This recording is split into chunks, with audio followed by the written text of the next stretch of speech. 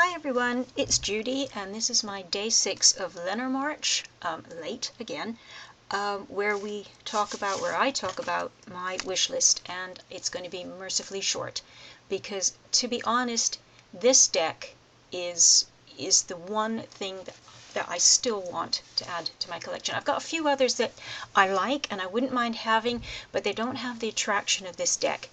And I think this goes against pretty much all of the things I said about what I need in a good working Lenormand deck. But I can't help it. I just love it. And maybe I've just sort of held off getting it until now because this would just be a treat. This, if you don't already recognize it, is the Esmeralda Lenormand by Carla Souza. And you can see down at the bottom here, I'm just going to point, there's the website from which it can be acquired. And I love it.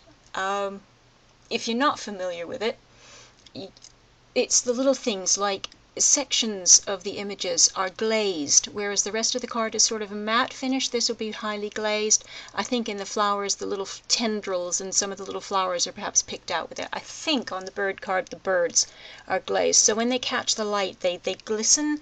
It's really lovely. The things I particularly like about it, well, the colors. I'm really attracted to the colors, although I will admit that this probably won't work really well for Grand Tableau, and I'll show you a picture of that in a minute.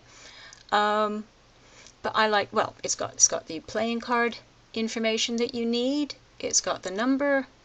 It's even got the symbol for the elements. We've got fire here, the middle one. Is that right? Is that fire? Yes, that's fire. Yes, that's air.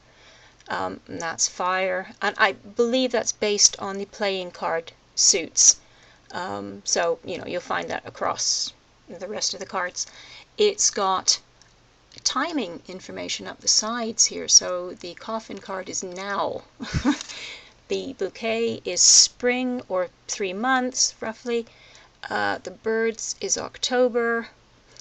It's got little, not so much key words as little sort of key icons at the bottom. So you've got sort of the @ sign for email, little conversation, bubbles, a telephone. So this is all about talking.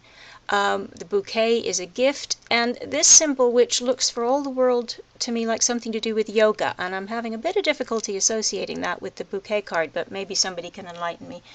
On the coffin, you've got a butterfly for transformation, which, okay, a lot of us are gonna say, no, the coffin is death, dead, end, no transformation, no going forward, end of, finish. So, again, it's not perfect, and I wouldn't have considered this early on, but there's something about it. The other thing I like, as well, a nice little touch, is you've got the little chakra symbols and little mantras on the side. Not on all the cards, on some of them. And I'm not sure if there might not be other little hidden gems on some of the other cards that I just haven't noticed yet. But yeah, I want this one. It's a little bit expensive to get from Brazil, but yeah, I will get it at some point. The backs have the same lovely pattern, but in a emerald green, as the name of the deck would suggest. So that's a nice one.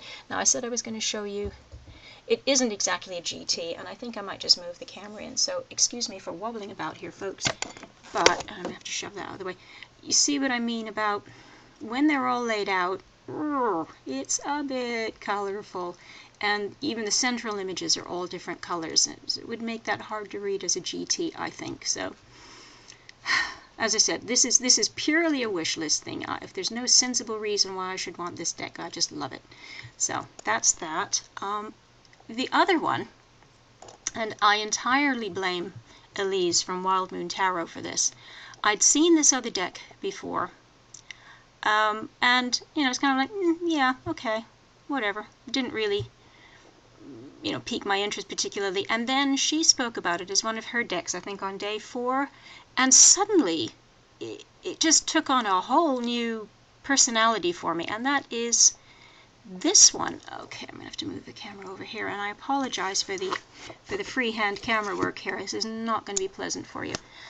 This is the Lenormand by Hildegard Leiding, and this is an astrological one, although it's just also an astrological one because it's a perfectly readable, in fact, it's a beautifully readable Lenormand deck. So you've got the rider, and he's got the little Mercury symbol up there. The snake is Cancer.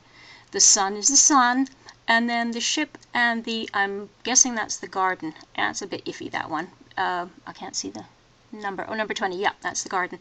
Those are showing astrological houses, and I'm not going to pretend to be able to recite what those houses mean, but I'm sure the ship makes sense for 9 and the garden makes sense for 11, I hope.